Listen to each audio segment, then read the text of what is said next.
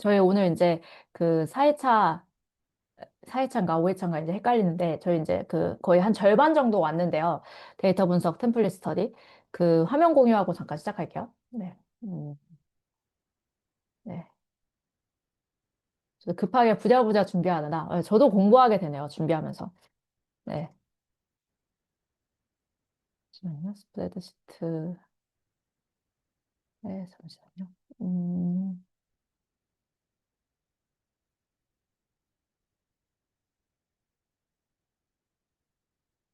제가 일요일 오후 거의, 일요일 저녁, 저 일요일 저녁 자꾸 약속을 못 잡고 있는데, 아무튼, 네. 또 뭐, 레슨이 잘해야죠. 네, 잠시만요.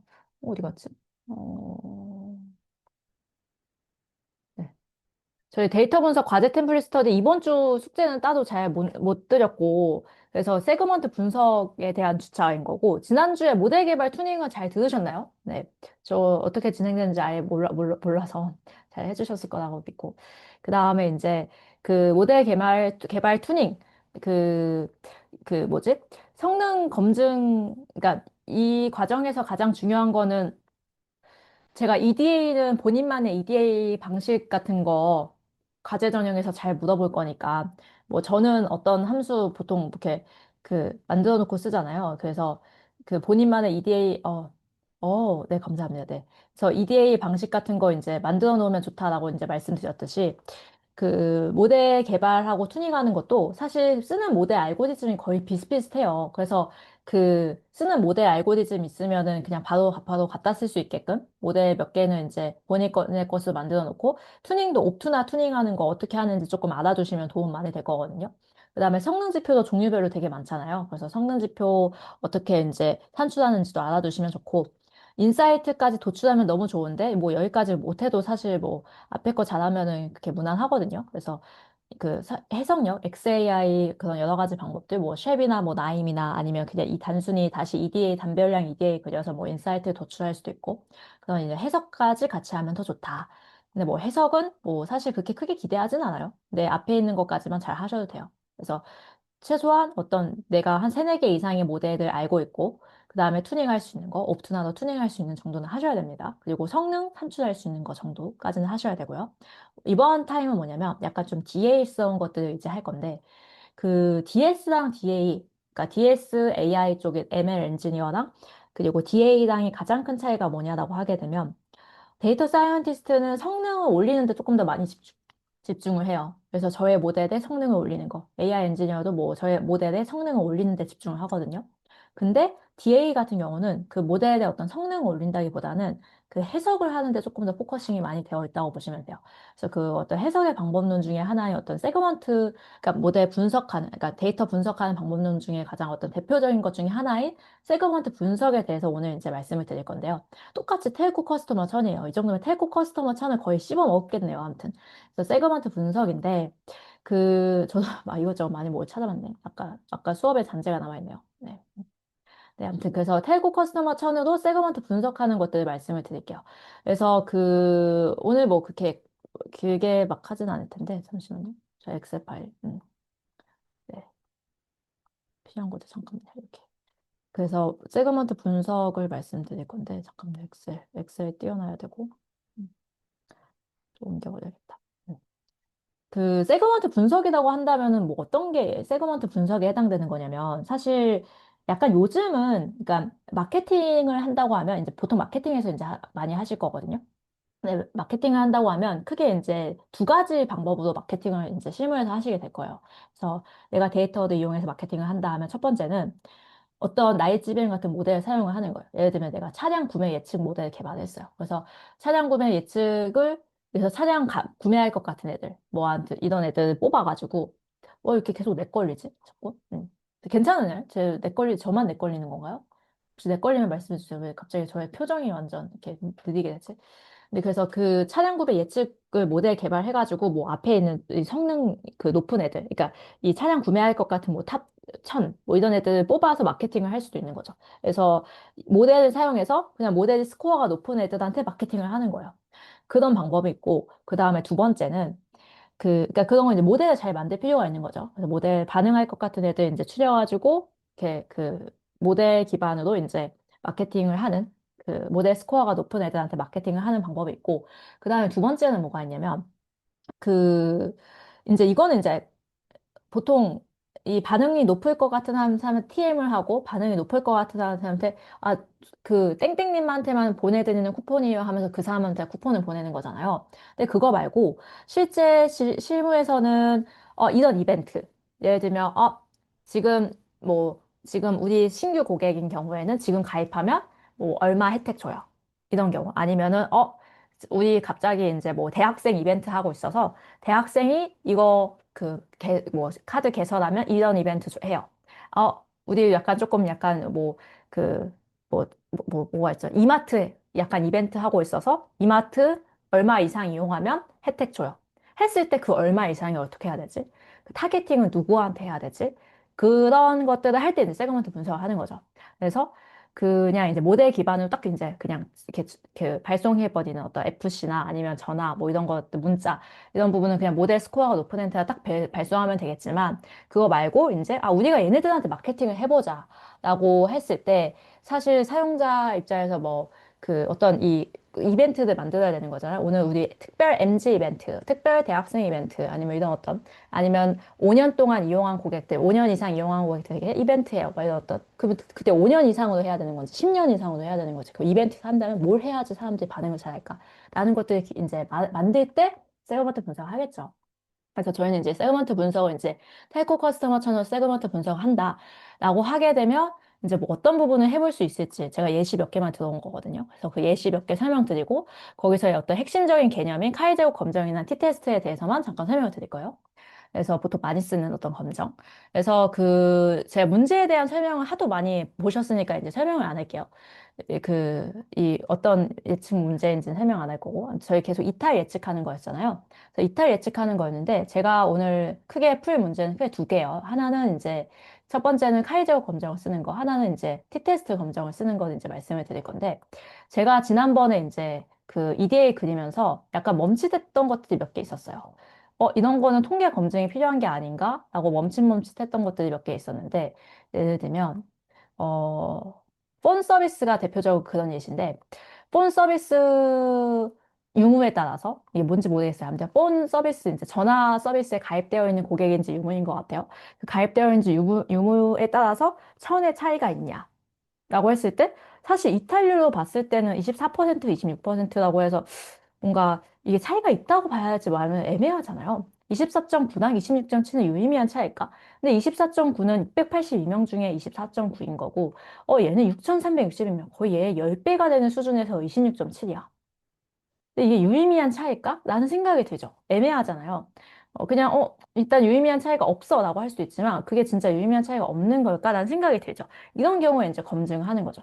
우리가 폰 서비스 유무에 따라서 지금 폰 서비스가 있는 사람들이 26.7%라고 이탈률이 해가지고, 이 사람들한테 이벤트를 하는 게 맞을까? 라고 했을 때 사실상 있는 거에 따라서 이탈률 차이가 없는 거면은 이 사람들한테 이벤트를 하는 게 맞지 않잖아요. 그러니까 폰 서비스가 놓인 게 그냥 카운트가 682명밖에 없어서 사실 타겟률이 낮아 보이지만 이탈률이 낮아 보이지만 사실 얘도 6,000명 수준으로까지 끌어올리면 이게 조금 높아질 수도 있는 거잖아요. 그런 게 이게 유의미한 차이인가? 이때 이제 검증을 하는 거죠. 2대2도 그렸을 때 좀 애매한, 이 카운트 숫자가 이제 이게 차이가 많이 나가지고 유의미한 차이가 좀 애매한 부분일 때 이제 쓰는 게 이제 카이제오 검증인 거죠. 그래서 이때 우리가 이제 폰 서비스에 따라서 이거를 이탈을 높게 보고 이제 이 사람들한테 어떤 타겟 마케팅을 해야 되냐라는 부분을 갔을 때 사실 이제 이때 쓰는 어떤 카이제오 검증을 해보면 사실 저게 유의미한 차이가 없다라고 나오거든요. 그러면은 우리는 굳이 이제 이게 폰 서비스 가입했다고 뭔가 차이가 있는 게 아니네 라고 결론을 지을 수 있는 거겠죠. 그래서 이폰 서비스 어디 갔어? 제 발음이 왜 이렇게 안 좋죠? 네. 이대 추가분의 4분의. 네. 그래서 예를 들면 이제 이 카이제오 검정을 이제 추가한다고 봤을 때 이제 이제 교차 크로스 매트릭스 이제 크로스 직계표를 만들 수 있겠죠. 폰 서비스가 노인 경우는 예스인 경우, 천인 경우랑 천이 아닌 경우나 천인 경우를 이제 카운트를 해볼 수 있겠죠. 그래서 개수도 이제 세보는 거죠. 그래서 둘 다 노인 경우, 그리고 천이 아닌 경우 512, 이때 천인 경우는 뭐 170 이런 식으로 이제 크로스 탭을 해보고, 본 서비스랑 DF 천 간에 그냥 010이 그 매트릭스 그린 거예요. 이렇게 이제 크로스 탭을 이용해서 매트릭스 그릴 수도 있고, 아니면 그냥 그러니까 판다스의 크로스 탭 함수를 쓰셔도 되고, 피봇 테이블 함수를 쓰셔도 돼요. 피봇 테이블에 본 서비스, 그 다음에 그리고 천 기준으로, 그 다음에 그냥 그 개수를 지금 카운트를 하겠다. 근데 이제 갑자기 이제 뭐 그 널인 애들 있으면 0으로 채워가지고 하겠다라고 했을 때 이렇게 해도 똑같이 결국 나오거든요. 그래서 이거 어떤 방식을 쓰는 거는 이 본인이 편한 방식대로 이 집계표를 일단은 그리고, 근데 이 집계표에서 사실 우리는 이게 유의미한 차이인지가 궁금한 거잖아요. 이게 개수가 너무 달라가지고 사실 이탈류 간에 유의미한 차이가 있는지 없는지가 사실 애매한 부분인 거죠. 그래서 카이제곱 검정 같은 경우는 앞에가 뭔가 유무예요. 어떤 그 이산형 변수예요. 근데 이산형 변수에 따라서 얘가 어떤 이탈률, 퍼센티지가 유의미한 차이가 있어? 라는 것을 비교할 때 이제 카이제어 검정을 쓴다라고 보면 될 것 같은데, 이런 경우가 굉장히 많죠. 예를 들면, 이벤트를 한 사람과 하지 않은 사람 간의 그 반응률 차이가, 예를 들면 뭐, A를 통해서 이제 그러니까 뭐, TM으로 마케팅 한 사람과 그다음에 FC로 마케팅을 한 사람 간의 반응률 차이가 이렇게 있어. 근데 그 반응률 차이가 유의미해? 라는 부분들. 아니면은 뭐 버튼을 클릭할 때 뭐 분홍색 버튼을 한 경우나 파란색 버튼을 했던 경우가 있어. 근데 이 버튼의 클릭률이 버튼 색에 따라서 유의미해? 라는 분석을 할 때 이제 카이제오 검정을 하는 거죠.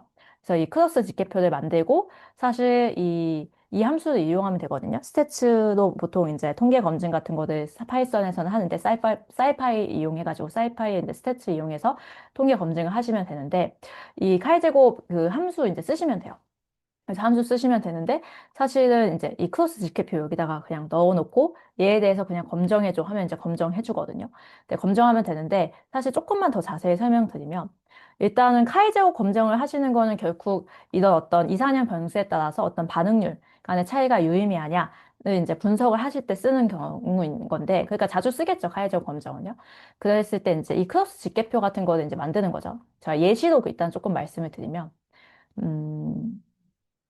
맞아. 이걸 굳이 이 예시도 설명 안 해도 될 것 같다. 아무튼 저희는 이제 폰 서비스가 노인 경우나 예스인 경우, 천인 경우나 천이 아닌 경우가 있다라고 봤을 때 이 건수는 지금 여기서 이제 집계했잖아요. 512, 172, 뭐 4661, 1699. 그 다음에 이 세도의 합계. 이 세도의 합계는 이제 5174. 뭐 이렇게 세도의 합계 이제 기술해 놓고 가로별 이제 합계. 이제 전체 이 총합을 이제 토탈을 이제 기재해 놨다고 보시면 돼요. 그래서 이 크로스 집계표 이제 만들고 일단 이것만 있으면 되긴 해요. 얘만 이제 있는 상태에서 합계는 이렇게 되고 그다음에 이제 가설을 수립을 하는 거죠. DA 분들이 보통 많이 하는 게 가설 수립하는 거거든요. 그럼 우리가 폰 서비스가 가입 유무에 따라서 이탈률은 상관이 없다. 상관이 없는 게 아니다. 라는 이 기불 가설과 대립 가설 세우는 거죠. 그래서 이런 가설 세우는 것도 굉장히 많이 해요. 이 우리 전화 서비스 가입한 사람들의 이탈률이 높은 건가? 막 이런 어떤 이런 생각들을 하는 거죠. 시니어 시티즌이면 이탈률이 높은 건가? 이런 어떤 가설을 세우고 그다음 이 가설이 유의미한지를 이제 검증을 하는 거죠. 그래서 기무 가설을 기각할지 안 할지에 대한 검증을 이 경우는 이제 얘가 이산형 분수고 이제 어떤 퍼센티지 그거 상관이 없냐 이제 확인하는 거니까 카이제곱 검정을 쓰시면 되는 거고 그래서 검정 통계량 A 정당 B 정당 이렇게 있었잖아요. 그다음에 이제 이 검정 통계량을 이제 이 카이제곱 값 같은 경우는 카이제곱 값을 어떻게 산출하냐면 실측값에다가 이제 기대도수를 이제 제곱해가지고 기대도수 나누는 거예요. 기대도수분의 실측값 마이너스 기대도수의 제곱인데 그걸 다 써마시면 카이제곱이 나오는 건데 그러니까 우리가 실제 실측값은 이거잖아요. 이 실측값은 이 노란색 이 부분인데 원래 그냥 이 비율, 이 숫자 카운트하면 원래 얼만큼의 이제 기대값이 있는 건지를 이제 확인을 하는 거죠. 그러니까 천과 나천의 비율이 이제 보통 한 지금 이 5대 2인 건가요? 아무튼 이런 비율인데 그 5대 2가 아니죠. 5170 아무튼 이 어느 정도 비율인데 그냥 이 비율대로 이제 갔을 때 이제 어느 정도의 기대값이 되는지 이제 산출을 하는 거예요. 그래서 이 산출 공식은 이제 그 이 가로 합계분의 이제 뭐죠? 이 세도합, 이 나천과 이제 이 값을 곱하면 나오거든요. 그래서 원래 그냥 우리가 이런 게 없다라고 봤을 때 어느 정도의 기대값을 갖고 있는지를 이제 보는 거죠. 그래서, 보통 이제 1682명 중에 지금 몇 분의 몇일까요? 음, 네. 엑셀로도 보통 분석을 하는 73%에 이제 25%잖아요. 그러니까 75%대 25% 비중이니까 7043을 사실 나눠 가지면은 사실 약간 이제 75% 그러니까 70% 20% 이렇게 나눠 가질 수 있는 거잖아요. 그래서 그렇게 나눠 가졌을 때 한 이 정도의 기대값이 갖고 있는 거고 얘도 이제 뭐 이 비율대도 나눠 가졌을 때 원래 이 정도의 기대값을 갖고 있는 거다. 이제 이 기대값을 산출한다고 보시면 돼요. 그래서 원래 그냥 이 유무 간의 차이가 없다라고 생각을 하고 기대되는 값이 어떻게 되는지. 그래서 그 기대값을 산출을 하시고, 그 다음에 이제 자유도가 있어요. 자유도 같은 경우는 이제 그냥 이 행의 개수 마이너스 1, 컬럼 개수 마이너스 1 하시면 되거든요. 여기서의 자유도는 2 곱하기 2 벡터였으니까 그냥 1이 되는 거죠. 그래서 이 기대도수나 이제 자유도를 산출을 하고, 그 다음에 이제 이 기대도수, 제가 이제 저는 엑셀로 지금 분석해가지고 굉장히 더러운 건데, 엑셀로 분석하면 대충은 이제 이 산출하는 식을 아실 수 있을 거거든요. 그래서 엑셀로 그냥 계산한다 했을 때, 이 비율대도 이제, 사실 이 비율에서 이제 얘들이 사실 곱한 거거든요. 곱해서 이제 500, 뭐 이렇게 안 나오죠? 네. 이 비율대로 갔을 때 이제 얼마가 되는지, 한 501개가 정도 나온다라는 걸, 네. 네, 계산 한번 해보세요. 네, 저는 헷갈리네요. 아무튼 이 510이 170에 이제, 잠시만요.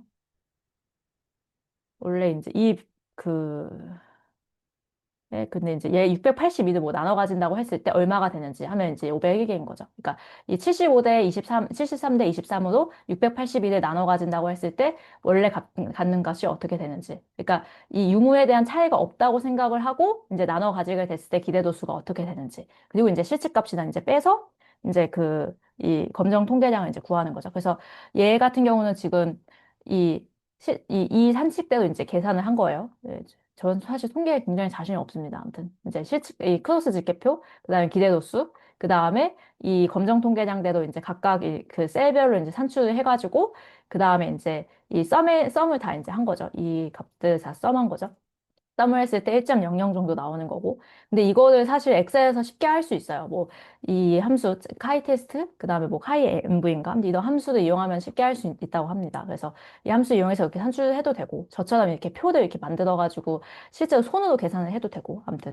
그래서 아무튼 어떤 함수 써서 계산하면 더 빠르겠죠. 아무튼 같은 값이 나오는 걸 확인할 수 있고, 그래서 카이 제곱 값은 이제 이렇게 되고, 그 다음에 이 카이 제곱 값이랑, 그 다음에 이제 자유도를 사용해가지고, 이제 이게 유의미한 차이가 있는지 이 p-밸류를 산출을 해보면 사실 0.31이에요. 0.31이면 0.05보다 굉장히 크잖아요. 그래서 굉장히 0.05보다 크잖아요. 그래서 0.5보다 크므로 이제 우리는 기울가서 기억할 수 없고 그러다 보니까 이제 이탈류가는 무상관이라고 해야 되는 거인 거죠. 그래서 가임 유무와는 이탈류는 이제 상관이 없다라고 할 수 있다라는 거인 거죠. 그래서 이렇게 해서 이제 사실상 얘네들 간에 이 24%나 26%는 사실 상관이 없는 거고, 그러니까 이 유의미한 차이가 아니구나, 라는 것을 이제 도출을 한 거인 거죠. 그래서 사실 뭐, 본 서비스 가입했냐, 아닌 가입했냐에 따라서 이탈료의 차이는 없다라고 볼 수 있는 것, 볼 수 있다라고 이렇게 얘기하는 거죠. 그래서 이 카이저 검정도 이렇게 알아두세요. 보통 이렇게 자주 하거든요. 보통 이제 많이 하는, 반응률로 해서 보통 많이 해요. 반응률. 그래서 나이가 뭐 20대, 30대, 40대, 50대가 우리가 마케팅을 했을 때 반응률이 어느 정도 된다. 근데 이 반응률 간의 차이가 유의미한가? 이제 화해제곱 검증하는 거죠. 네. 그리고 뭐 이런 예시도 있는 거죠. 뭐, 고소득자, 중소득자, 저소득자 간의 정당 지지율을 봤을 때 A 정당을 지지하는 비율이 고소득자는 A 정당 30명, B 정당 10명, 중소득자는 20명, 10명, 저소득자는 10명, 10명, 20명. 그러면 이런 정당 지지율, 이제 고소득 정당이 A 정당과 B 정당이 있다 했을 때 고소득자 중에 A 정당을 지지하는 비율은 뭐 40분의 30, 뭐 이런 식으로 비율이 나올 거잖아요. 근데 이런 정당 지지율 간의 어떤 유의미한 차이가 있나? 이런 분석도 사실 이제 크롭스 집계표 이제 사용하는 거인 거죠. 그래서 이 카이저 검정, 이런 어떤 이산형 변수에 따라서 어떤 퍼센티지 어떤 이 0과 1, 뭐 아니면 0, 1, 2 이런 그 비율이 유의미한 차이가 있냐라는 부분을 분석할 때 이제 카이저 검정을 쓰시니까 잘 알아두시면 좋고요. 그래서 아무튼 이 폰 서비스 유무에 따라서는 이제 이탈률 간의 차이가 없다는 건 이제 확인을 한 거고 그 다음에 이제 두 번째 확인할 부분. 저희 이제 두 번째 이제 마지막인데, 오늘 그렇게 길게 하지 않을 거거든요. 네. 아무튼 거의 굉장히 초스피드도 안 해요. 네.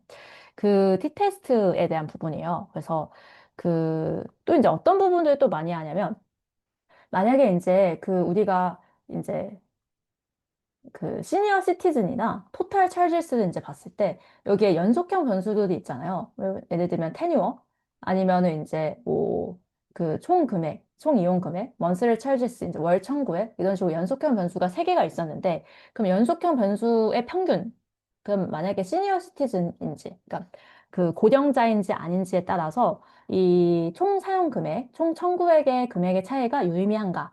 이거 우리 딱 봐도 유의미한 것 같잖아요. 2180에 2810은 딱 봐도 차이가 있는 것처럼 보여서 사실 검증까지 할 필요는 없겠지만 이걸 유의미한 차이가 있냐라고 분석할 때 쓰는 게 이제 t-테스트인 거죠. 그러니까 이 연속형 변수의 어떤 평균이 유의미한 차이가 있는지 보통 이제 평균에 유의미한 차이가 있는지를 볼 때 이제 t-테스트 사용을 하는데 그 t-테스트로 알아두시면 좋아요. 저는 그러니까 카이제오 검정은 실제 실무에서 썼던 적이 있었던 것 같고 t-테스트는 저는 아직까지는 회사에서 썼던 적 없었던 것 같은데 그, 이런 경우에 이제 보통 쓰는 거죠. 단일 표본 테스트랑 이제 대응 표본 t-테스트, 독립 표본 t-테스트를 자주 보시게 될 텐데, DA라고 하신다면, 이제 이런 부분, 이제 단일 표본 t-테스트 같은 경우는 이제 그냥 한 그룹의 평균이 특정 각과 다른지 아닌지를 비교하는 거예요. 그래서 우리 반의 평균 점수가 이런데, 1반부터 10반까지의 평균 점수가 이래.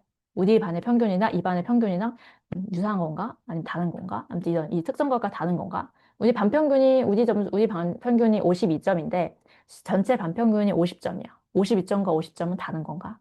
이럴 때 이제 비교하는 거인 거죠. 그래서 그 한 그룹의 평균이 특정관과 다른지 비교하는 거. 그때 이제 단위표본 t-테스트를 사용하는 거고, 파이썬 함수는 이거는 뭐 써보시면 돼요. 이렇게. 아, 그 제가 아까 카이제오 검정 함수도 얘기하는데 이따가 다시 말씀드릴게요. 그냥 대응 표본 t-테스트. 대응 표본 t-테스트 같은 경우는 같은 집단의 전후 차이를 그냥 비교하는 거죠. 그래서 이 동일한 개체를 두 번 이제 측정했을 때, before, after.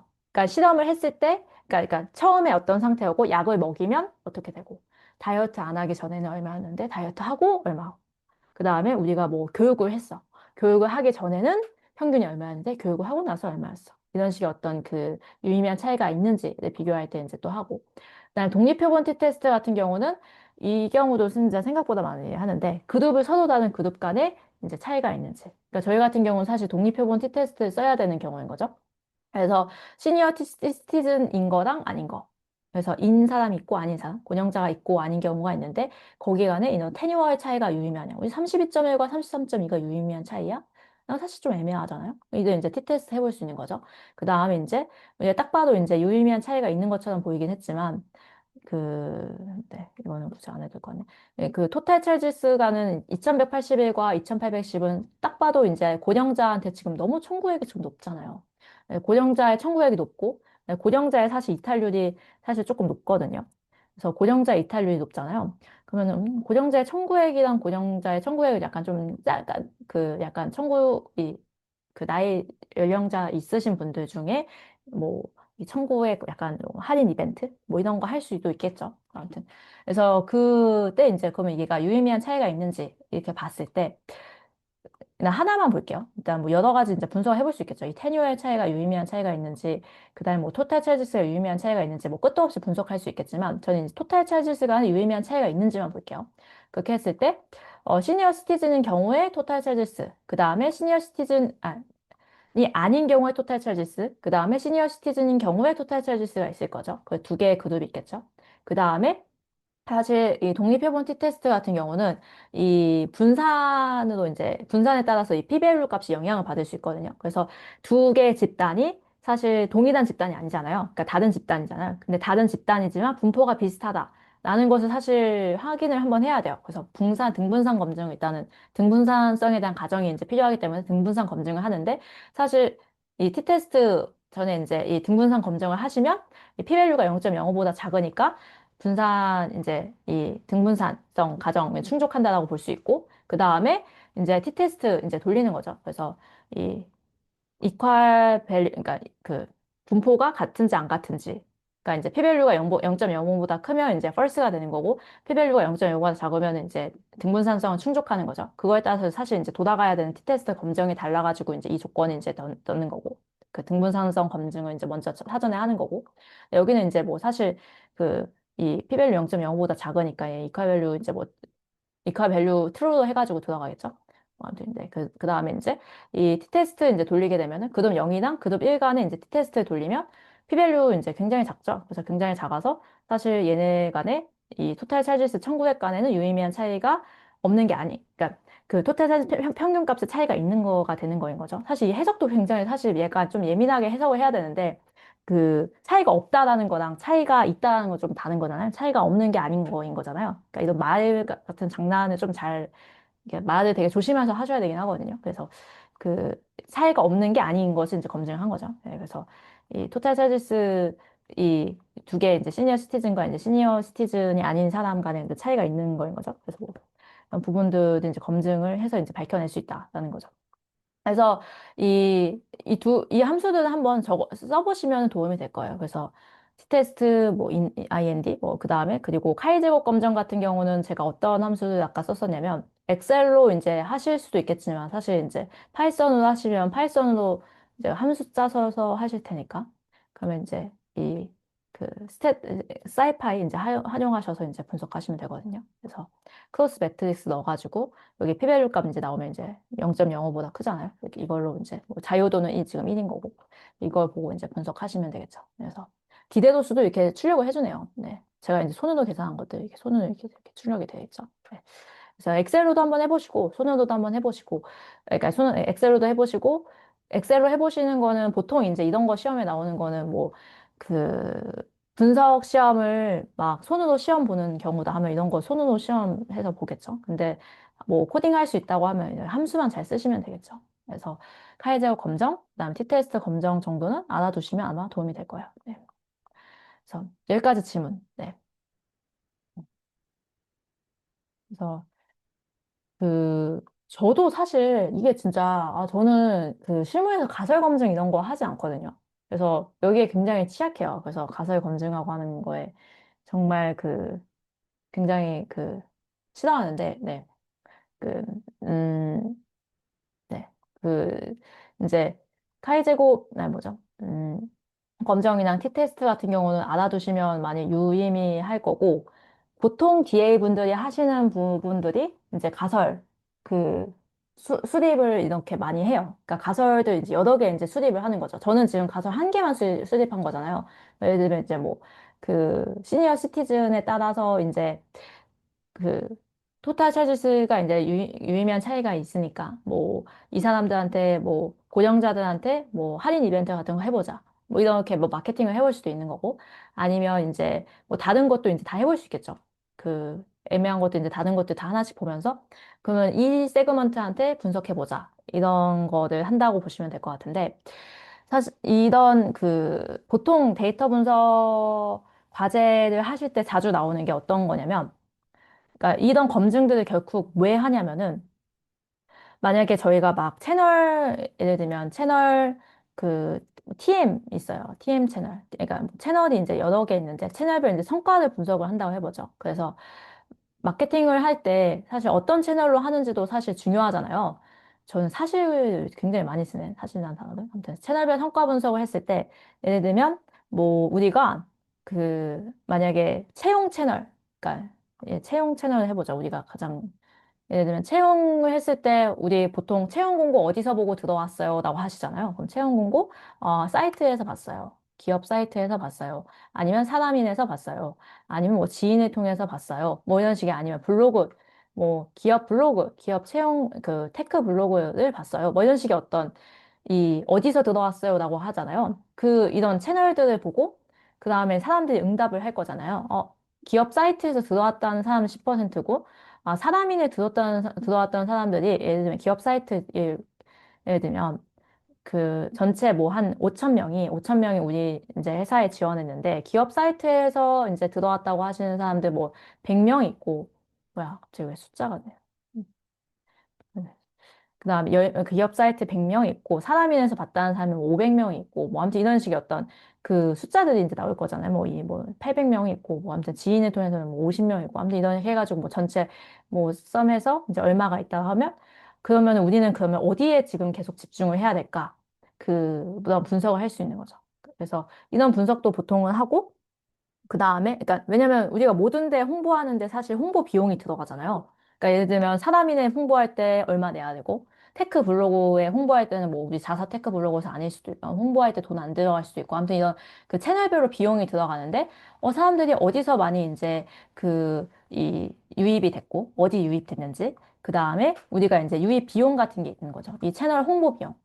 아, 예를 들면 얘는 이제 뭐 우리 사이트니까 0원이라고 한다면, 사람이는 뭐 100만 원이에요. 근데 여기서 이제 합격자는 그럼 어디서 발생했는지 또 이제 보겠죠. 합격자는 뭐, 여기서는 뭐 기업 사이트에서 10명이 발생했어. 아니면 사람인에서는 뭐, 근데 50명이야. 아무튼 이런 합격자 비율도 있을 거고. 그 다음에 여기 이제 사람들의 어떤 나이대도 보겠죠. 왜냐면 기업 사이트에서 들어온 사람들은 나이대가 뭐 한 20 후반이거나 뭐, 그러면, 젊은 친구들, 아니면 대학생인 친구들은 보통, 여기에 존재하는구나. 이런 거 이제 파악해서 이제 좀, 이제 홍보할 때 참고하려고. 아니면 경력자. 경력 유무. 그래서 이런 데이터도 이제 쭉 주어질 거거든요. 그러니까 지금 제 예시를 들어드린 거예요. 문제 예시를. 그래서 보통 이제 뭐 HR 데이터가 아니라 다른 데이터를 분석하실 때가 약간 예시는 좀 달라질 수 있겠지만 어차피 이제 그 틀은 똑같아요. 그러니까 우리가 이런 채용의 예시도 지금 예시를 들어드린 건데 저희가 만약에 카드를 개설할 때 어디서 사람들이 카드를 개설하냐. 그러면은 저 지인이 추천해줬어요. 아니면 회사 어떤 사이트, 뭐, 카드고릴라에서 봤어요. 뭐 아니면 어떻게 개설했는지 그 개설 노트를 보는 거죠. 그래서 우리가 어디에 이제 집중을 해야 되는지를 이제 보는 거죠. 근데 여기에 이제 홍보 비용도 이렇게, 그, 유입자 수. 네. 그래서 이런 데이터를 주거든요. 그러면은, 지금 이 채널별로 유입된 사람들의 특성 데이터랑, 그 다음에 우리가 이 채널에 이제 홍보하는 비용은 얼마고, 그 다음에 실제로 이 채널에서 유의미한 성과가 발표했는지에 대한 어떤 지표 같은 거, 뭐 합격자일 수도 있겠고, 아니면 여기서 얼마 썼는지 금액일 수도 있겠고, 아니면은 잔존 기간일 수도 있는 거고, 그런 데이터를 줄 테니까, 우리가 어디에다 앞으로 홍보하면 좋아? 그거 알려줘. 너는 어떤 채널에 집중할 거야? 그거 알려줘. 이런 거 이제 데이터 분석하는 거인 거 하는 거죠. 그 채널별 성과 분석하거나 아니면 마케팅 이벤트의 성과 분석. 또 해야겠죠. 마케팅 이벤트를 이제 A를 하고 이벤트 이제 뭐 B를 했어요. 그래서 이 A, B에 이제 뭐 그 반응률이 뭐 어떻게 됐어? 그 뭐 했을 때 반응률이 뭐 어때? 실제로 이제 사람들이 얼마나 돈을 더 썼는지 비율, 뭐, 돈을 더 쓴 비율은 막 이래. 그러면은 이벤트 A가 효과야, 이벤트 B가 효과적이야. 뭐 이런 이 이벤트의 성과를 분석을 할 수도 있는 거고. 또 아니면은 또 어떤 거에 대한 분석도 있냐면은, 예를 들면은 뭐, 우리 고객, 우리 고객 특성은 이래. 그래서 어디에 이제 특성은 이런데 어디에 마케팅 해볼래? 사실 지금 이 텔코 커스터머 천이 이런 부분인 거죠. 이탈하는 고객이 있어. 이탈하는 고객 영예 뭐 이렇게 있어. 근데 뭐 시니어 여부, 그 다음에 뭐 결혼 여부, 그 다음에 뭐 가입 서비스 종류, 그 다음에 뭐 잔존 기간, 그 다음에 사용하는 청구액, 뭐 이런 게 금액, 이런 데이터들이 이렇게 주고, 그러면 우리 지금 이탈률 조금 줄이고 싶어. 그러면 어느 사람들한테 조금 이 분석해야 될까? 라고 했을 때 우리가 아까 뭐 가입 서비스, 폰 서비스 있는지 아닌지는 사실 상관없다 했으니까 이거는 사실 우리 어떤 조건에 들어갈 필요는 없는 거고, 시니어들 조금 뭔가 이탈률이 높네. 잔존기간이 보통 약간 체리피커들이 많네. 아무튼 아니면 뭐 청구액이 뭐 시니어의 청구액이 조금 더 높은데 다른 사람들보다. 그래서 우리 이번에 시니어 이벤트 해봐요. 막 이런 어떤 제안을 하는 거죠. 그래서 이때도 이제 약간 이런 세그먼트 분석도 있습니다. 보통 나올 수 있는 문제들 사실 정해져 있는 거죠. 어떨 때 쓰는지 이제 약간 있는 거니까. 네, 네, 질문 문제. 네, 저라면 약간 이런 문제들을 종류별로 낼 것 같아요. 네. 가설 검정은 그래프 시각화로도 확실히 보이지 않는 부분을 확실히 하기 위해서 쓰는 거고, 보통 그냥 EDA 하면서 알게 되는 건가? 되게 굉장히 좋은 질문이에요. 제가 오늘 데이터 분석 템플릿 스터디 하면서 제일 진짜 행복한 게 약간 질문 되게 좋은 질문 많이 나와요. 네. 가설 검정 그래프 시각화, 그쵸? 그래프 시각화하고, 그 다음에 이제 그쵸. 그래프 시각화를 알 수 없는 부분들은 이제 뭐 검정을 하겠죠. 네. 네. 쓰는 거고. 보통 그냥 EDA, 그쵸. EDA 많이 해요. 그래서 EDA 많이 한다고 보시면 될 것 같고. 그 다음에 가설 검증은 좀 애매할 때 가설 검증하고 아니면 또 확실히 하기 위해서 검증을 하는 경우도 있고. 둘 다 하면 가장 베스트예요. 그러니까 만약에 제가 예를 들면, 그 성과 분석 같은 거 하실 때 보통은 이제 딱 봐도 딱 유의미하게 딱 차이가 나면 사실 EDA 그리고 봐봐. 야, 야, 이벤트 A 한 사람들 봐봐. 야, 여기서 돈 더 쓴 사람 뭐 한 50%밖에 안 되는데, 야, 우리 이벤트 비 지금 80%야. 그리고 똑같이 5천 명으로 비교했는데, 뭐 50%, 80% 차이야. 야, 유의미하지? 이렇게 하고 끝낼 수 있어. 너무 그냥 딱 눈으로 봐도 딱 진짜 딱 차이 나는 경우. 뭐 이런 거는 꼭 굳이 뭐 검증할 필요가 없는 거지. 딱 원스 투 원스가 딱 그냥 압도적으로 딱 높아버리는데 약간 비슷한 숫자, 약간 근데 이게 숫자가 좀 달라가지고 좀 확실하게 하기 어려워요. 예를 들면 이런 거는 이제 사실 검증 안 해도 되는데, 뭐 똑같이 3,000명 수준이에요. 3,500명 수준이에요. 근데 딱 봐도 이탈률이 지금 다 똑같아. 그럼 이런 건 검증 안 하고 그냥 2대1도 차이가 없어. 라고 할 수 있겠지만, 이런 게 이제 사실 이 숫자가 그 똑같은 애들한테 똑같은 비교를 할 수가 없는 상황이 이제 생길 수 있겠죠. 그러면은, 야, 얘는 1,000명이고 얘는 모수가 5,000명인데, 같다고 할 수 있어? 라는 그런 공격을 받는 거고, 그런 공격들을 받을 때 이제 가설 검증을 하는 거죠. 그래서 사실 둘 다 할 줄 알면 좋아요. 내가 그냥 이게 얘를 굳이 가설 검증 얘는 딱 봐도 안 해도 될 것 같아서 안 해도 되겠지만, 뭐 이런 애들은 이제 뭐 가설 검증을 할 필요는 있겠죠. 네. 그래서 그래프로 딱 보여서 아는 거면 굳이 시각화도 끝내도 상관없어요. 근데 이제 장단점이 있어요. 그러니까 애매하면 가설 검증 이제 꼭 해야 되는 거고, 근데 애매하지 않으면 시각화도 끝내도 되고, 근데 가설 검증을 해도 사실 이제 그 EDA의 그러니까 그는 게 조금 더 이 표현하기 좋은 그런 부분도 있고, 통계잖아요. 가설 검증 결국 통계에서 보이지 않는 그런 부분들이 있거든요. 그래서 그 사중 매트리스 있는데. EDA 해야 되는 이유 같은 걸 보여주는 그림이 있거든요. 통계, 통계량이 뭐 제가 갑자기 기억이 안 나네요. 음, 그 그림으로는 잘 표시되지 않는 그런 부분들이 있거든요. 반드시 EDA를 그려야 되는 그 EDA도만 이제 보이는 부분들이 있는데, 그래서 사실 뭐 그러니까 통계로 하게 되면 약간 그러니까 뭐 그러니까 평균, 그다음에 뭐 약간 뭉쳐지는 거잖아요. 결국 대표성인 거잖아요.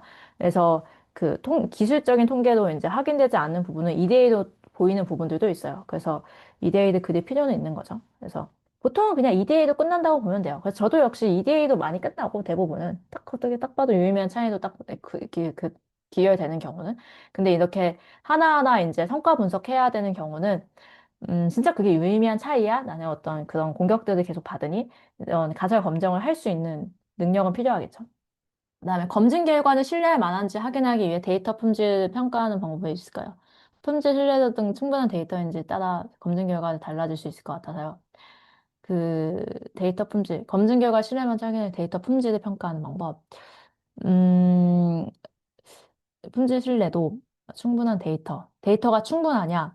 라는 부분들 되게 어려운 질문이네요. 네, 데이터의 품질을 그러니까 우리가 이제 이 사람들한테 그 그러니까 지금 데이터를 제대로 수집한 게 맞냐라는, 아니면 이 뭐 2,000명의 숫자가 맞냐라는 그런 공격은 사실 받을 수 있기는 하겠죠. 그래서 충분한 데이터냐라는 부분, 이런 거는 뭐 중심극한의 정리 뭐 이런 거 한번 찾아보시면 될 것 같긴 한데, 뭐 30개 이상이면 뭐 일단은 비교해 볼 수 있겠죠. 뭐 그다음에 근데 이제 그러니까 표본의 수가 이제 적절하냐라는 부분은 뭐 중심극한의 정리를 이용해서 뭐 이 정도면 표본이 우리가 적당하다고 생각을 해서 이 정도 표본을 했다라고 할 수도 있고, 그 다음에 데이터의 품질, 그다음에 이제 샘플링을 어떻게 했는지에 대한 부분을 이제 또 공격받을 수 있겠네요. 그러니까 중심극한의 정리랑 샘플링을 찾아보시면 될 것 같아요. 그러니까 우리는 이렇게 샘플링을 했기 때문에 사실은 이제 얘네들에 대한 반응률에, 그러니까 이 이벤트 A나 이벤트 B들 전체에게 이제 하진 않았을 테니까 뭐 5천 명을 뽑아서 할 거잖아요. 그 5천 명 어떻게 샘플링을 했는지, 그래서 유의미한 차이 어떻게 비교했는지. 그러니까 그 샘플링의 방법에서 뭐 문제가 없다라고 또 설명할 수도 있을 것 같기는 해요. 네. 저번에 멘토님은 세그먼트 분석할 바에는 예측 모델 쓴다고 하셨는데, 그게 사실 잘 이해가 안 했습니다. 그럼 두 집단 간의 통계적 검증을 유의미한지 보고 그 특성에 따라서 분류하는 것보다 그냥 그 사람이 어느 쪽에 가까운지 예측 모델 분류하는 게 편하다는 맥락이었던가요? 이거는 사실 그러니까 세그먼트 분석을 하는 거는 약간 DA 포지션에서는 여전히 많이 하는 것 같고, 근데 DS 관점에서 봤을 때는 그냥 굳이 그냥 모델을 이제 만들어서 그 성능이 높은 고객들한테 그냥 그 마케팅을 나갈 수도 있는 거잖아요. 그래서 굳이 세그먼트를, 그러니까 사실 이제 이게 좀 두 개의 맥락이 이제 약간 좀 섞여 있는데, 그 세그먼트 분석을 여전히 해야 되는 경우가 있어요. 예를 들면 만약에 제가 뭐 카드 이벤트를 해요. 카드 신규 개설 이벤트를 아니 뭐 카드 이제 뭐 이벤트를 한다 했을 때 야, 카드 이벤트 솔직히 누구한테 해야 돼? 뭐 우리가 어디에 타겟팅을 해야 돼? 라고 했을 때 그 타겟팅 누구한테 해? 한테 해? 라는 질문이 약간 있었을 때 만약에 우리가 마케팅을 그냥 저의 관점이라면 저는 보통 어떻게 하냐면 야, 뭐 이제 만약에 이제 딱 어떤 문제가 정해져 있어요. 예를 들면, 신규 개설하는 이제 타겟팅을 하겠다. 그래서, 아니, 이게 사실 약간 제가 풀었던 문제 아니어서 제가 너무 헷갈리네. 차량 구매 지금 타겟팅을 해야 돼. 그래서 차량 지금 구매 쿠폰 이제 타겟팅을 한다고 봐요. 예를 들면은, 뭐, 현대자동차 할인 쿠폰 지금 10만 원짜리 있는데, 10만 원짜리 누구한테 보내줄까라고 했을 때, 그냥 10만 원짜리 보내주면 잘 반응할 것 같은 모델, 잘 반응하는 사람들, 모델을 그냥 만들어가지고, 모델 스코어가 높은 고객들한테 보낼 수 있잖아요. 이게 마케팅 하는 측면이 있는 거고. 전화면 이렇게 첫 번째 그냥 모델 만들어가지고 누구한테 하는지 가장 좋은지 그냥 모델에 의존해가지고 그냥 보내버리면 되는 거잖아요. 그러니까 완전히 그러니까 AI 모델 믿고 그냥 AI 모델한테 그냥 맡겨서, 머신러닝 모델한테 맡겨서, 머신러닝 모델로 그냥 점수 좋은 애들한테 그냥 다 마케팅한다. 라는 방법이 있는 거고. 근데 이제 그 세그먼트 분석을 이제 하는 쪽은 예, 약간 조금 모델 쓰기 전에 회사들이 약간 좀 여전히 세그먼트 분석하거든요. ML 모델에 의존한다기보다는 우리가 이제 하나하나씩 이렇게 분석을 해가면서 야, 우리 그냥 그 나이 약간 많은 사람들이 조금 비싼 차들 이용하니까 나이 많은 사람들 그리고 뭐 그동안 차량을 어떤 거 샀던 사람들 이런 어떤 지식에 기반해서 세그먼트 분석을 하는 경우도 여전히 있거든요.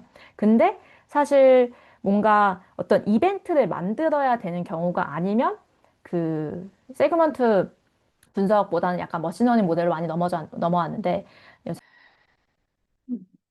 아무튼 그래서 그 세그먼트 분석할 때 이제 시니어 여부 와 같은 기존에 존재하는 변수가 아닐 때는 대상을 어떻게 찾고 분류하는지 그 대상 기존에 존재하는 변수가 아닐 때 무슨 말인지 이해 잘 못했어요. 세그먼트 분석할 때 시니어 여부 아무튼 기존에 존재하는 변수가 아닐 때 기존에 존재하는 변수가 아닐 제가 이거 설명을 잘 이해 못했는데 기존에 존재하는 변수가 아니라고 한다면은 뭐 새로운 변수를 만들어야 되는 케이스일 건가요? 그러니까 변수를 만들어야 되는 케이스인 건지 그러니까 어떤 질문에 의도인지 잘 모르겠는데 만약에 내가 모르는 변수를 이제 만들어야 되는 상황이다 하면 그냥 그 가설을 세워요. 만약에 내가 지금 뭐 이런 시니어 여보다는 데이터가 없고 이제 이런 거 자체부터 이제 해야 되는 맨땅에 헤딩해야 되는 상황이라고 한다면 그런 거 있는 거죠. 뭐 담배 피는 사람들이 연체를 많이 할까? 아니면 그 담배 피는 유무 를 이제 해서 뭐 연체를 이제 뭐 진짜 많이 하는지 어떤 차이를 검증해 보고 싶다. 뭐 이런 그 가설을 세우는 거죠. 그 가설을 세우고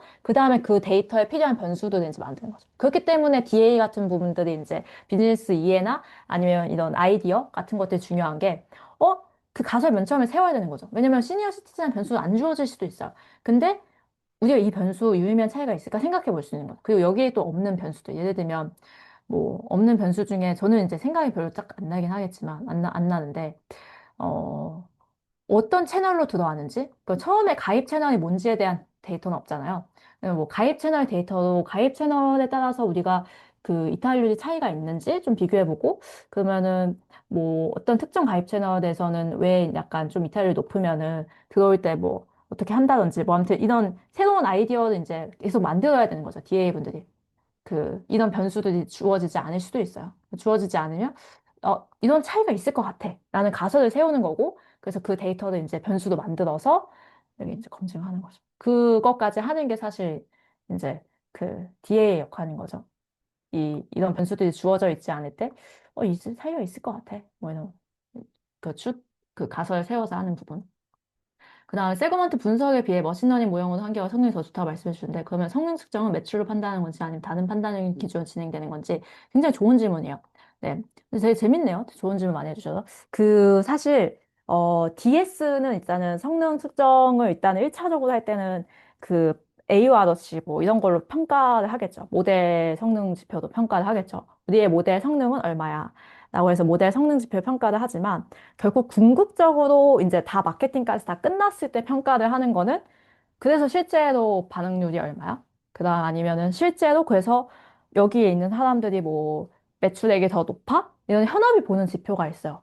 그래서 그 현업이 보는 지표에서 실패하는 경우도 또 생각보다 많아요.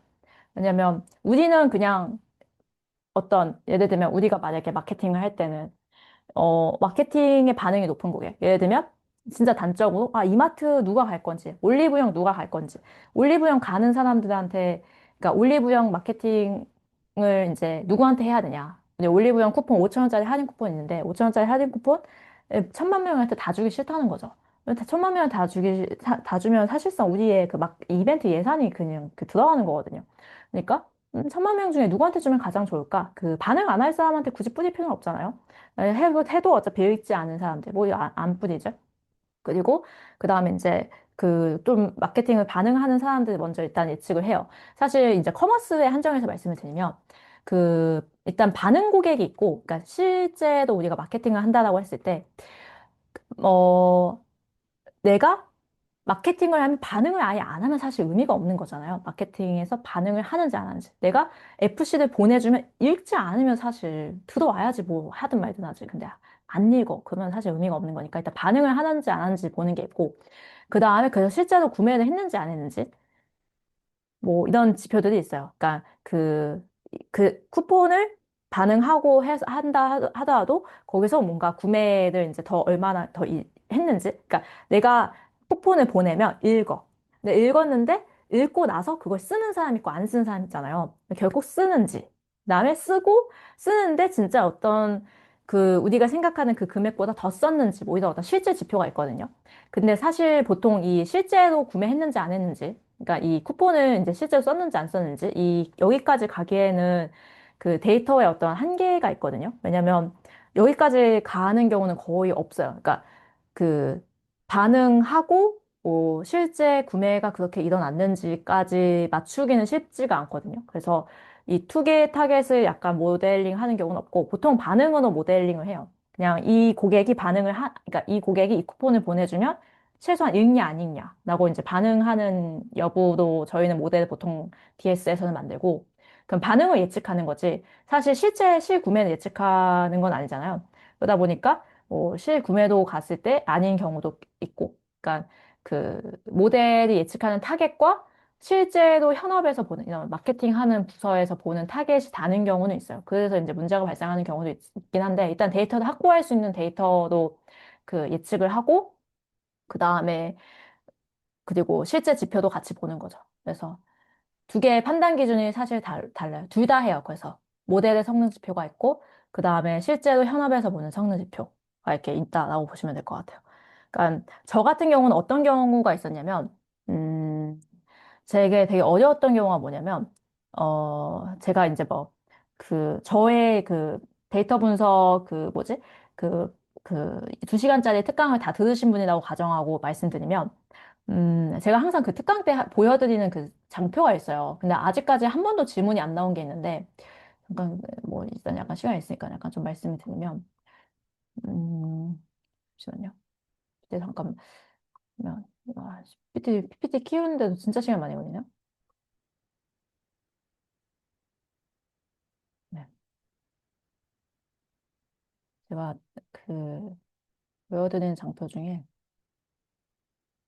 대표적으로 제가 프로젝트 했을 때 제일 어려웠었던 게 이 위던 사례였는데, 어, 사실 제가 이거 보통 많이 얘기해서 아실 텐데, 연체 예측하는 그 프로젝트 했었다라고 하면서, 아, 미리 회수 활동하고 싶다라고 해서 이때 제가 예측을 한 거는 사실 타사만 납입할 것 같은 고객을 예측을 하지, 이 고객이 회수가 됐는지 안 됐는지를 예측을 할 수가 없어요. 왜 데이터가 없으니까. 왜냐면 이 타사만 납입할 것 같은 연체 회원을 예측을 하는 건 가능하겠지만, 그 연체 회원을 예측을 해서 그 예측 고객이 실제로 회수가 얼마나 됐어? 라는 것도 다른 문제잖아요. 근데 현업이 보는 거는 결국 이 회수거든요. 왜냐면 예측을 해서 얘네들이 진짜 회수가 우리가 됐어? 라는 걸 보는 거니까. 근데 이거는 지금 당장에 데이터가 없어서 못하는 그런 부분이고, 이따가 하다가 너무 타겟이 낮아지는 거죠. 그러면 결국 연체 회원을 예측하는 모델이 되는 거예요. 그러면 이 고객이 절대 그러니까 예측을 우리가 잘해도 실제로 비즈니스에 가게 되면, 그러니까 모델은 내가 할 수 있는 일은 일단은 연체 회원을 잘 예측하는 거죠. 우리 회사는 안 갚지만 다른 회사는 갚을 것 같은 고객을 잘 예측하는 모델을 만들었다 하더라도 얘네들이 절대 회수가 안 되는 고객일 수도 있어. 예를 들면 주택담보대출을 받아서 어차피 우리 회사는 주택담보대출 안 받았고 저 회사의 주택담보대출을 받아서 그래서 저 회사만 계속 그 돈 밀려도 저 회사만 계속 납부를 하는 거야. 라고 하게 되면 사실 내가 막 이 모델을 아무리 예측을 잘했다 하더라도 회수는 안 될 거잖아. 그 예측은 잘해도 실제로 얘는 반응을 절대 안 할 거잖아요. 그런 어떤 그 맹점이 있거든요. 내가 아무리 모델의 성능이 높아도 실제 중간중간에 끼는 어떤 연결고리들이 있어서 어떤 다른 다리들이 있어서 실제로 현업이 보는 지표는 또 다를 수 있는 거는 있어요. 그래서 둘 다 보기는 해요. 둘 다 보는데 이런 그 부딪히하는 부분은 어쩔 수밖에 없는 것 같아요. 그래서 그걸 이제 최소화하려는 노력들을 보통 많이 하죠. 그럼 현업에서 보는 그 지표대로 웬만하면 데이터나 성능 지표에 반영하려는 노력을 많이 하지만 여전히 그 괴리는 있는 부분들이 있어요. 예를 들면 또 제가 있는 도메인에서 또 어떤 게 있냐면, 어, 저는 보통 모델은 사실 하나의 타겟을 갖고 예측을 하잖아요. 뭐 모델이 막 갑자기 멀티 타겟을 예측을 해가지고 잘 하는 경우는 없거든요. 그러면 이제, 이 사람이 불량인지 아닌지 예측을 해요. 이 사람이 돈을 갚을지 안 갚을지. 돈을 안 갚을, 그러니까 뭐 6개월 후에 뭐 30일 이상 연체한 경우가 있는지, 뭐 12개월 후에 30일 이상 연체인지 아닌지 이런 거를 예측하는 모델 보통 만들거든요. 그러니까 모델일 때는 굉장히 단순하게 타겟을 만들어서 예측을 해요. 근데 현업은 나 12개월에서 30일 이상 연체하는 거, 그거 맞아. 그것도 우리 성능 지표 보이긴 하지만, 근데 나 연체 금액이 높은지 아닌지도 본다? 그러니까 현업이 보는 성능 지표 진짜 너무 많은 거야. 연체율만 보는 게 아니라, 연체 금액이 얼마인지도 보고. 아무튼 그런 여러 가지 성능 지표를 다 보다 보니까, 사실 뭐 하나는 또 다 다를 수 있잖아요. 내가 예측을 한 게 연체 금액이 작은 애들을 예측을 해서, 연체 금액으로 보게 되면 또 다를 수도 있는 거죠. 연체 금액의 비율로 봤을 때는 내가 예측하는 모델 성능이 안 좋을 수도 있는 거죠. 그러면 최대한 현업에서 보는 성능 지표들을 다 수집을 해서 우리가 이제 얘네들이 보는 이제 성능 지표를 잘 우리의 모델 성능 지표에 반영하는 노력을 하지만 근데 그게 또 잘 안 될 때도 있어요. 그래서 그 두 개 다 본다. 그러니까 그래서 실제 비즈니스 가서 틀어지는 경우도 많아요. 왜냐하면 모델 이후에 실무 비즈니스에서 하는 그런 노직들이 엄청 많거든요.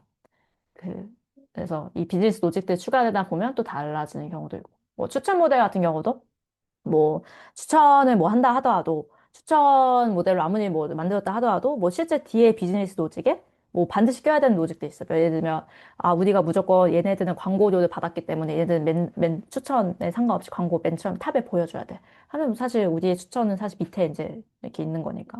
그래서 이제 비즈니스 노직에 따라서 우리가 생각했던 성능대로 안 나오는 경우는 사실 비일비재하거든요. 그러면 이제 왜 안 나왔는지 먼저 파악하고 그리고 그 갭을 줄이기 위한 노력들을 보통 하죠. 그래서 그래서 그 둘 다 본다라고 보면 돼요. 매출도 판단하고, 그 다음에 뭐, 원래 모델이 예측했던 뭐 반응률도 보고, 현업이 본다고 하는 지표도 다 보겠죠. 네. 근데 그 현업이 본다고 하는 지표를 봐서 이제 틀어지는 경우도 이제 많이 있다. 네. 음. 근데 좋은 질문이네요. 네. 네. 또, 네. 되게 저도 재밌네요. 네. 그래서, 어, 이런 분석들을 하다 보면 굉장히 재미있을 거예요. 그래서 저도 이런 분석 하다 보면 굉장히 답답하기도 하거든요. 아니면 실제 처음부터 얘기를 해주지, 뭐. 근데 처음부터 얘기를 해줘도 그 데이터가 안 구해져서 못하는 경우도 있어요. 왜냐면 우리한테 안 갖고 있는 데이터. 예를 들면 대표적으로 우리는 사실, 우리가 올리브영 쿠폰 보내주면 올리브영 쿠폰 쓸 것 같은 고객 예측하게끔 하려면 사실 올리브영 쿠폰 보냈을 때 반응한 고객들에 대한 데이터가 있어야 되잖아요. 근데 반응 데이터가 없는 경우도 있어. 왜냐면 우리 처음 마케팅 하는 거거든. 그래서 그동안 마케팅 했던 거 없대. 데이터가 없대. 그럼 사실상 어떻게 모델 만들지? 데이터가 없는데? 그러면 이제 거기서 이제 그런 데이터가 없어서 이제 다른 방법을 탐색해야 되는 경우도 있는 거고. 그 다음에 아무튼 그 지표의 차이 때문에 발생하는 것도 많고. 그다음에 내가 모델 만들어도 뒷단에서 막 현어이 막 뭐 이렇게 가감해서 쓰거든요. 그러면서 또 틀어지는 경우도 있고. 틀어지면 이제 음, 그런 이유들도 분석하죠. 쿠폰이나 세일 가격을 정하는 기준이 무엇이냐? 저는 이걸 정하지 않아서 잘 모르겠어요. 제가 한번 그 그로스 마케팅, 이런 거 하시는 분들, 그로스 마케팅, CRM 분석 하시는 분들이거든요. 그 한번 데리고 올게요. 줌에 한번.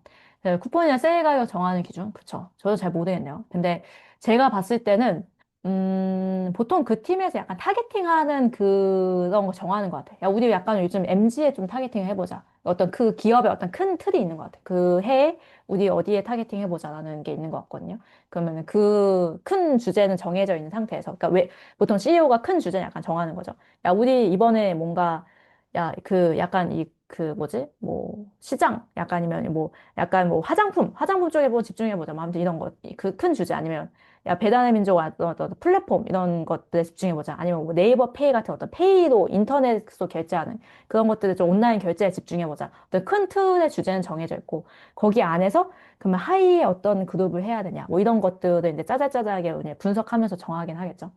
근데 그 가격을 정하는 기준은 그러니까 우리가 분석해서 어디에 효과가 있을지도 이제 하고, 그러니까 큰 주제는 누군가 위에서 정해서 내려오고, 큰 주제에서 작은 부분은 이제 데이터 분석할 거고, 그 다음에 예산도 이제 크게 있겠죠.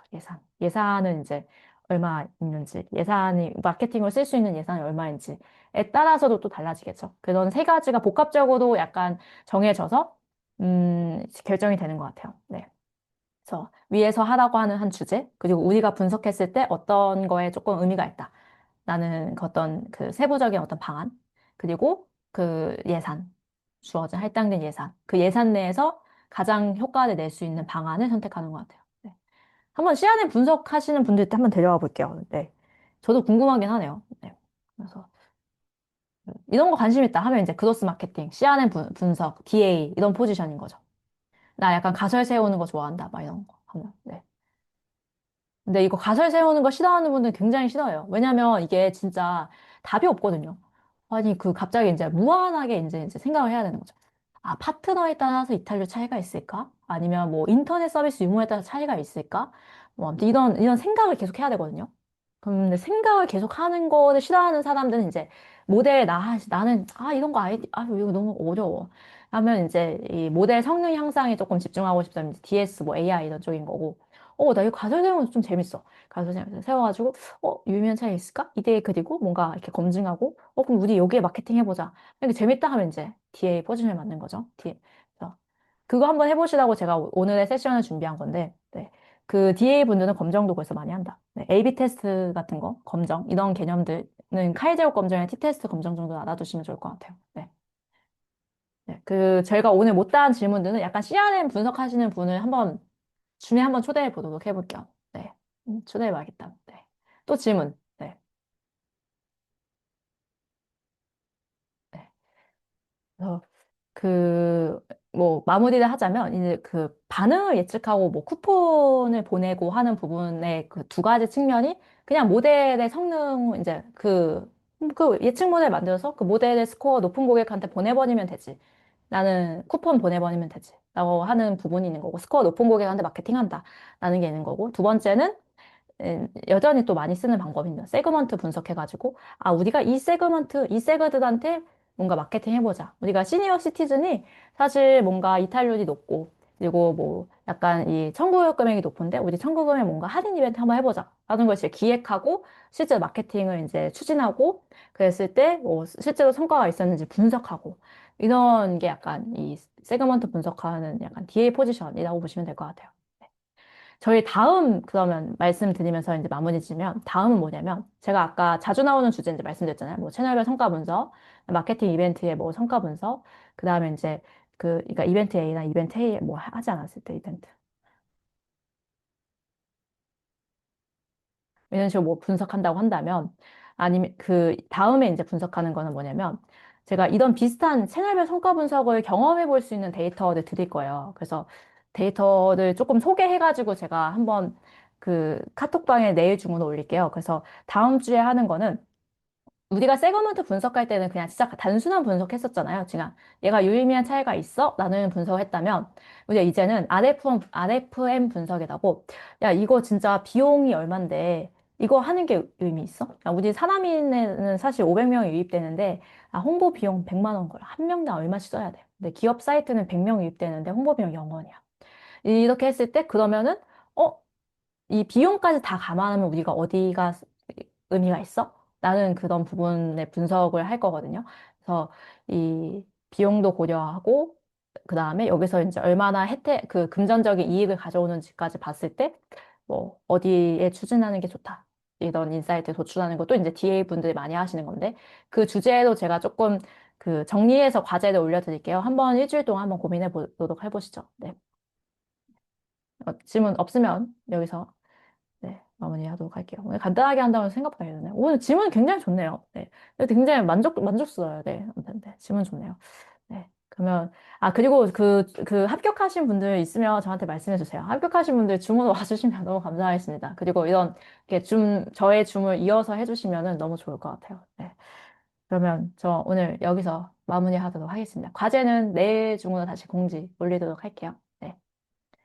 네. 마무리할게요. 오늘도 고생 많으셨어요. 네. 감사합니다. 네. 제가 엑셀이랑 코드 올려드릴게요. 네. 종료할게요.